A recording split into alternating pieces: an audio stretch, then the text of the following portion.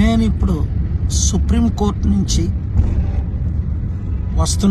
వస్తుండగా ప్రవీణ్ పగడాల అనే పాస్టర్ గారిని విజయవాడ నుంచి వెళ్తుండగా రాజమండ్రి ఆ దారిలో ఈరోజు ఉదయం 3:30 గంటలకు చంపేసి యాక్సిడెంట్గా చిత్రీకరిస్తున్నారని కొంతమంది దైవజనులు నాకు వీడియోలు పంపించి రిక్వెస్ట్ చేశారు. ఇది ఇమీడియట్గా ఇన్వెస్టిగేట్ చేయమని.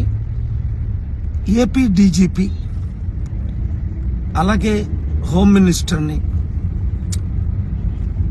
అక్కడ ఉన్న సూపరింటెండెంట్ ఆఫ్ పోలీస్, డిఎస్పీ, సిఐఎస్ఐల్ని నేను రిక్వెస్ట్ చేస్తున్నాను, డిమాండ్ చేస్తున్నాను.